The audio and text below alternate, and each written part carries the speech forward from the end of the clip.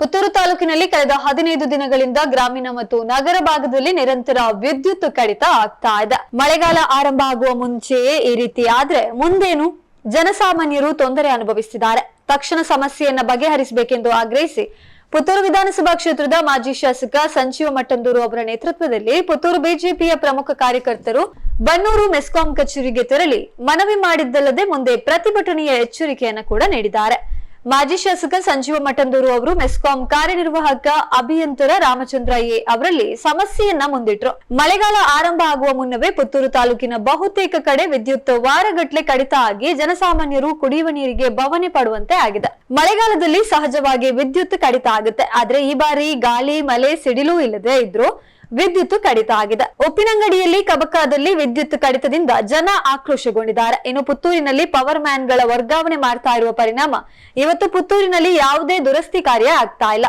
ಮಳೆ ಬರುವ ಮುಂಚೆ ಗಿಡ ಮರಗಳ ರೆಂಬೆ ಕೊಂಬೆ ತುಂಡರಿಸುವ ಕೆಲಸ ಆಗ್ತಿಲ್ಲ. ಅಪಾಯಕಾರಿ ಮರಗಳು ವಿದ್ಯುತ್ ಲೈನ್ಗೆ ಬೀಳುವ ಸಂಭವ ಇದ್ರೂ ಅದನ್ನ ತೆರವು ಮಾಡ್ತಾ ಇಲ್ಲ. ಇದರ ಪರಿಣಾಮ ವಿದ್ಯುತ್ ಕಡಿತವಾಗ್ತಾ ಇದೆ. ಮತ್ತೊಂದು ಕಡೆ ಗುತ್ತಿಗೆಯನ್ನ ಯಾರೋ ಹೊರ ಜಿಲ್ಲೆಯವರಿಗೆ ಕೊಡೋದ್ರಿಂದ ಸ್ಥಳೀಯ ಗುತ್ತಿಗೆದಾರರು ಸಣ್ಣ ಪುಟ್ಟ ಕೆಲಸ ಮಾಡಲು ಮುಂದೆ ಬರ್ತಾ ಇಲ್ಲ. ಹಾಗಾಗಿ ತಕ್ಷಣ ಪವರ್ ಮ್ಯಾನ್ ಗಳ ನೇಮಕ, ಪರಿವರ್ತಕಗಳ ದುರಸ್ತಿ, ವಿದ್ಯುತ್ ಲೈನ್ಗಳು ಹಾದು ಹೋದಲ್ಲಿ ಮರಗಳ ಕೊಂಬೆ ರೆಂಬೆ ಕತ್ತರಿಸುವ ಕೆಲಸ ಮತ್ತು 24x7 ನ ಮೆಸ್ಕಾಂ ಸಹಾಯವಾಣಿ ಕೇಂದ್ರ ಮಾಡುವಂತೆ ಇವರು ಆಗ್ರಹಿಸಿದ್ರು.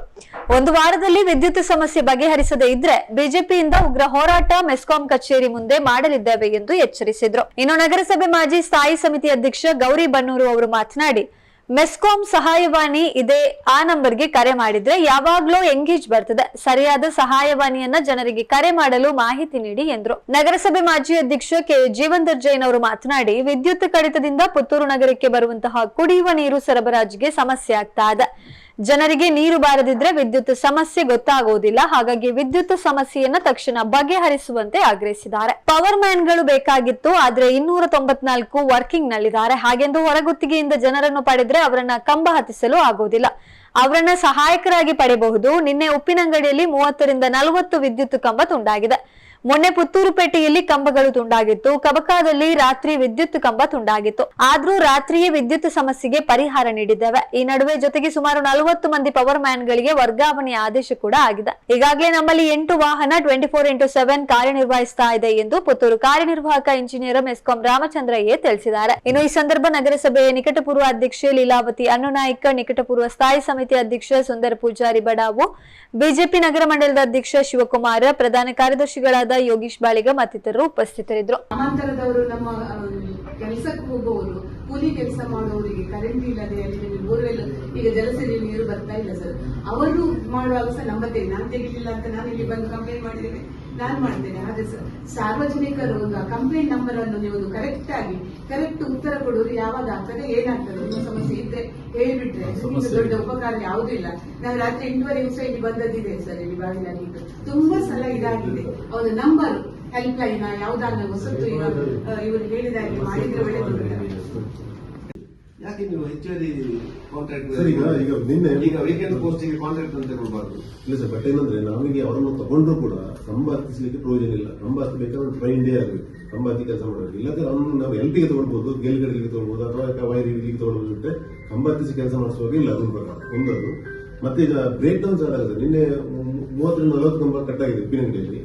5 ರಿಂದ 6 ಬ್ಯಾಚ್ ಅಲ್ಲಿ, ಒಂದು ಬ್ಯಾಚ್ ಅಲ್ಲಿ ಮಿನಿಮಮ್ 10 ಜನ ಇರ್ತಾರೆ. ಒಂದು 60-70 ಜನವನ್ನು ಹಾಕಿ ಈಗ ಪ್ರೆಸೆಂಟ್ ಇದೆ. ಏನಂತ ಹೇಳಿದ್ರೆ 60% ಲೈನ್ ಮ್ಯಾನ್ ಇರುವುದಿಲ್ಲ. ಟೋಟಲ್ ನಮಗೆ 393 ಲೈನ್ ಮ್ಯಾನ್ ಬೇಕಿತ್ತು. 393 ಟೋಟಲ್ ನಮ್ಮ ಡಿವಿಷನ್ಗೆ ಪುತ್ತೂರು 234 ಜನ ವರ್ಕಿಂಗ್ ಇರುವುದು. ಸುಮಾರು ಅಷ್ಟು ಕೊರತೆ ಇದೆ. ಏನಂತ ಹೇಳಿದ್ರೆ ಸ್ಟಾರ್ಟಿಂಗ್ ಅಲ್ಲಿ ಅವರಿಗೊಂದು ಆದೇಶ ಇತ್ತು, 15 ವರ್ಷಕ್ಕೆ ಅವರು ಟ್ರಾನ್ಸ್ಫರ್ ಆಗುವಾಗ ಇಲ್ಲ ಅಂತ ಹೇಳಿ ಮಾಡಿದ್ರು. ಅದರ ನಂತರ ಸರ್ಕಾರಗಳು ಅದನ್ನು ಇಲ್ಲ ರಿಲ್ಯಾಕ್ಸೇಷನ್ ಕೊಟ್ಟು ಮತ್ತೆ ಟ್ರಾನ್ಸ್ಫರ್ ತಗೊಳ್ಬಹುದು ಅಂತ ಮಾಡಿ ಈಗ ಸುಮಾರು 40 ಜನ ಟ್ರಾನ್ಸ್ಫರ್ ಆಗಿ ಕೂತಿದ್ದಾರೆ ಇಲ್ಲಿವರೆಗೆ. ನಾವು ಅವರು ರಿಲೀವ್ ಮಾಡಲಿಲ್ಲ. ನಮಗೆ ಅಲ್ಟರ್ನೇಟ್ ಜನ ಬರುವವರೆಗೆ ನಾವು ರಿಲೀವ್ ಮಾಡೋದಿಲ್ಲ ಅಂತ ಹೇಳಿ ಸುಮಾರು 1 ವರ್ಷದಿಂದ ಪ್ಲಾನಿಂಗ್ ಇಟ್ಕೊಂಡಿದ್ದೇವೆ.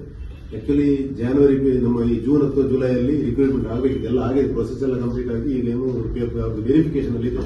ಅದಾದ ಕೂಡಲೇ ಜನ ಕೊಡ್ತಾರೆ. ಅದು ಒಂದು ಅಂತ. ಮತ್ತೆ ಈಗ ಪ್ರತಿ ವರ್ಷ ನಾವು ಮಾಡಿದಾಗ ಈ ವರ್ಷನೂ ಏಪ್ರಿಲ್ 1 ಇಂದಲೇ 58 ಜನ ಬ್ಯಾಚ್ ನಮ್ಮ ಎಲ್ಲ ಸೆಕ್ಷನ್ ಗಳಿಗೆ 3 ಜನರಾಗಿ ತಗೊಂಡಿದ್ದೇವೆ. ಮತ್ತೆ ಎಕ್ಸ್ಟ್ರಾ ವೆಹಿಕಲ್ಗಳು ಕೂಡ ನಮ್ಮಲ್ಲಿ ಆಲ್ರೆಡಿ 8 ವೆಹಿಕಲ್ 24x7 ವರ್ಕ್ ಮಾಡ್ತಿದೆ ಇಡೀ ಡಿವಿಷನ್ ಅಲ್ಲಿ. ಅದರಲ್ಲಿ ಪುತ್ತೂರು ತಾಲೂಕಿಗೆ ಸಂಬಂಧಪಟ್ಟಕ್ಕೆ 3 ವೆಹಿಕಲ್ ಇದೆ. ನಮ್ಮ ಉಪ್ಪಿನಂಗಡಿ 200-300 ಅಡಿಕೆ ಮರ ಒಬ್ಬೊಬ್ರದ್ದು ಹೋಗಿದೆ. ಹೌದು. ನಾನು ಹೋಗಿದ್ದೆ, ನಾನು ಅಲ್ಲಿಂದ ನಿಮ್ಗೆ ಫೋನ್ ಮಾಡಿದ್ರೆ ಕಾಣ್ತದೆ, ಸ್ಪಾಟಿಗೆ ಹೋಗಿದ್ದೆ. ಅಲ್ಲಿ ನನಗೆ ಗೊತ್ತಾಯ್ತು, ಅದು ಸಮಸ್ಯೆ ಗೊತ್ತಾಯ್ತು. ಯಾಕಂದ್ರೆ ಸಾಗವಾನಿ ಮರ ಬಿದ್ದಿದೆ, ಹಲಸಿನ ಮರ ಬಿದ್ದಿದೆ, ಎಲ್ಲ ಮರಗಳು ಬಿದ್ದಿದೆ. ಅದನ್ನು ನೋಡ್ಬೇಕಿದ್ರೆ ನನಗೆ ಒಂದು ಏನು ಭಯಂಕರ ಆಯ್ತು, ಅದು ಭೂಕಂಪ ಆದಾಗೆ ಆಗಿತ್ತು. ಎರಡು ದಿವಸ ಬೇಕು ಅಂತ ಹೇಳಿದ್ರು. ನೀವು 3 ದಿವಸದಲ್ಲಿ ಅದನ್ನು ಮಾಡಿಲ್ಲ ಅಂತಲ್ಲ. ಆದ್ರೂ ಇಂಥ ಸಂದರ್ಭದಲ್ಲಿ ತಕ್ಷಣಕ್ಕೆ ಏನ್ ಮಾಡ್ಬೋದು ಅಂತ ಯೋಚನೆ ಮಾಡ್ಬೋದು.